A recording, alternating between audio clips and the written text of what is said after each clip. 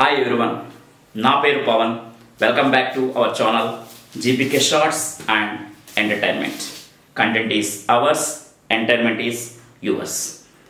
ఈరోజు మన వీడియో ఒక స్పెషల్ వీడియో అని చెప్పాలంటే ఏదో ఒక మూవీ గురించి కాదు. సో అన్ని మూవీస్ కలిపి ఏపీ పొలిటికల్ ఫ్యూచర్ అండ్ ఈ మధ్య AP politics and AP election base చేసుకొని వచ్చే కొన్ని మూవీస్ వరుసగా ఒక 3 మూవీస్ వచ్చాయి.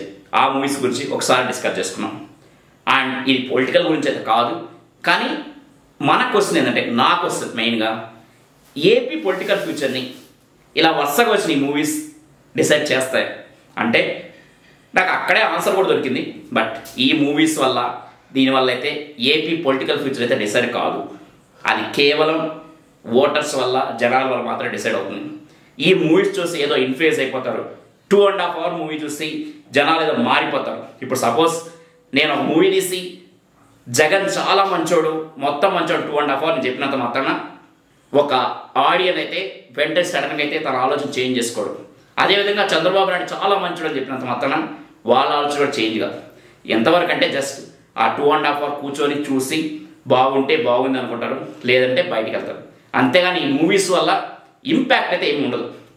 కానీ మన మూవీ మేకర్స్ ఏం చెప్తారంటే, మేము మొత్తం వాళ్ళ రాజకీయ జీవితంలో ఉన్న యథార్థ ఘటనల్ని నేను చాలా నీట్గా తీస్తామని చెప్తున్నారు. సో ఎంత నీట్గా తీసారో చూద్దామని చెప్పి నేను కూడా, ఎందుకు చెప్పాలని, నేను కూడా అన్ని మూవీస్కి వరుస పెట్టి ఫస్ట్ రోజు పోయినాను.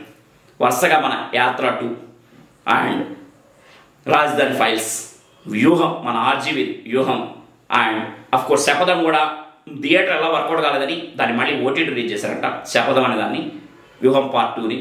అండ్ ఇంకొక మూవీ జ్యోతిక యాక్ట్ చేసిన అమ్మ ఒడి అనే మూవీ రిలీజ్ కావడానికి రెడీగా ఉంది.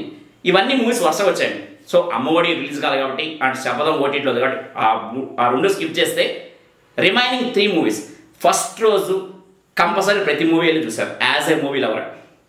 అపార్ట్ ఫ్రమ్ పాలిటిక్స్తో నాకు పని లేదు, కానీ యాజ్ ఏ మూవీ లవర్ ఆ మూవీని ఎలా తీస్తారు. నాకు ఆ మూవీలో సపోజ్ ఒక జగన్ క్యారెక్టర్, నాకు జగన్ క్యారెక్టర్ పని లేదు, ఆ జగన్ క్యారెక్టర్లో చేసిన ఎవరైతే యాక్టర్ ఉన్నాడో ఆ యాక్టర్ ఎలా చేశాడు, మంచిగా చేశాడు లేదా డైరెక్టర్ మంచిగా సీన్ తీసాడు లేదా, ఇది మాత్రం నేను చూడటానికి వెళ్ళాను.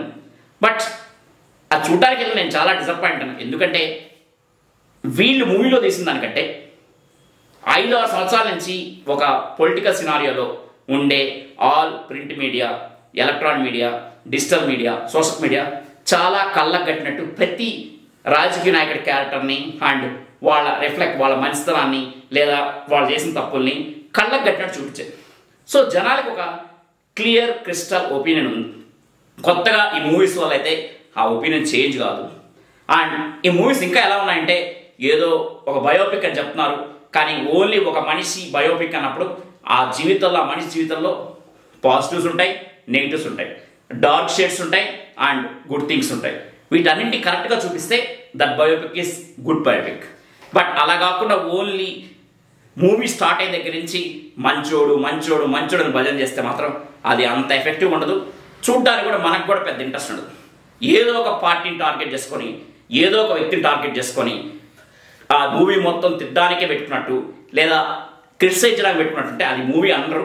ఆ మూవీ మనకి అంత ఇంట్రెస్టింగ్ ఉండదు. కాబట్టే ఇప్పుడు వరుసగా వచ్చిన ఈ మూవీస్ అన్నీ మన బాక్స్ ఆఫీస్ దగ్గర అయితే రివర్స్ అయింది. వాటి హిస్టరీ మొత్తం కేవలం కార్యకర్తలు, సపోజ్ ఒక టీడీపీ సపోర్ట్ మూవీ తీస్తే టీడీపీ కథ ఒక 2 రోజులు చూస్తారు, ఓకే, వాళ్ళు ఎంజాయ్ చేస్తారు.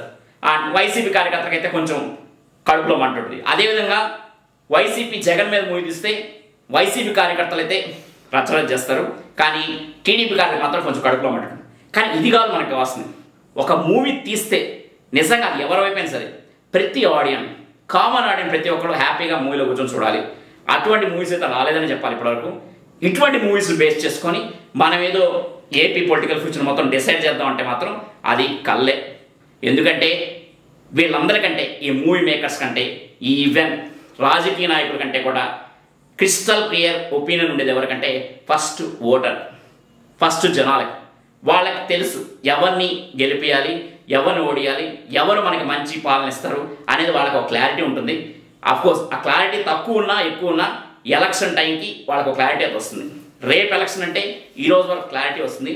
కంపల్సరీగా వాళ్ళు ఎవరికి గుద్దాలో ఓటు వాళ్ళకే గుద్దారు, వాళ్ళే గెలుస్తారు. ఎనివే మనం కూడా కోరుకునేదంటే ఒక మంచి, ఎవరు గెలిచినా సరే ఒక మంచి పరిపాలన రావాలి. సో ఏపీలో ఎలక్షన్ దృష్ట్యా మనం చెప్పేది, కానీ ఆ టాపిక్ అది కాదు మంది. బట్ ఈ మూవీస్ని అట్ట పెట్టుకొని మాత్రం ఏపీ ఎలక్షన్స్ ఏదో అయిపోతుందని మాత్రం ఆ భ్రమలో అయితే మనం ఉండకూడదు. కంపల్సరీగా అది వేరు ఇది వేరు. సో అందుకనే దానికి బెస్ట్ ఎగ్జాంపుల్ అంటే అదే చెప్పాను కదండి, యాత్ర 2 అనేది same Mahi V Raghava and Mammootty, Rajasekhar Reddy and of course Jiiva వీళ్ళు చేశారు. పర్లేదు, కొంచెం మూవీ పర్లేదు, ఎందుకంటే ఆల్రెడీ అది సీక్వెల్ కాబట్టి నేను చెప్పేది. కానీ ఇదే యాత్ర రాజశేఖర్ గారి మీద ఒక 5 సంవత్సరాల ముందు చేసినప్పుడు మాత్రం సూపర్ డూపర్ హిట్ అయింది. అందరూ చూశారు, దాన్ని ఒక పెద్ద హిట్ చేశారు. కానీ ఇప్పుడుండే పరిస్థితిలో ఎలక్షన్ హిట్లో ఆ మూవీ ఇప్పుడు రిలీజ్ అయింది కాబట్టి అది ఎవరు చూసే పరిస్థితిలో లేరు. ఎందుకంటే ఎవరికి అది పాజిటివ్ వద్దు, ఎవరికి నెగిటివ్ వద్దని ఆలోచన ఉన్నారు కాబట్టి యాత్ర 2 కూడా బాక్స్ ఆఫీస్ దగ్గర బోలబడింది. అఫ్కోర్స్ మిగతా మూవీస్ రాజధాని పరిస్థితులు ఏవైనా సరే వాటి ఇంపాక్ట్ అయితే ఫస్ట్ రోజు మాత్రమే ఆ ఇంపాక్ట్ ఉంది. రెండో రోజు మొత్తం థియేటర్ని కాడి షోలు కూడా ఆపేసే పరిస్థితికి వచ్చింది. కాబట్టి ఒక మూవీ తీస్తే మాత్రం ఒక మూవీ లవర్గా అందరు ఇష్టపడేటట్టు మూవీ తీయండి. అది అప్పుడు అందరికీ నచ్చుతుంది అండ్ అది ఏ మూవీ అయినా సరే అందరికి హిట్ వస్తుంది ఆ మూవీ అనేది. So this is my opinion about these movies. And ఇవైతే ఏపీ పొలిటికల్ ఫ్యూచర్ డిసైడ్ చేయలేవు. ఏపీ పొలిటికల్ ఫ్యూచర్ డిసైడ్ చేసేది ఒక్కళ్ళే, అది ఏపీ ఓటర్ మాత్రమే. సో అందుకని ఈ వీడియో మీకు నచ్చినట్లయితే please like, share and subscribe. Bye.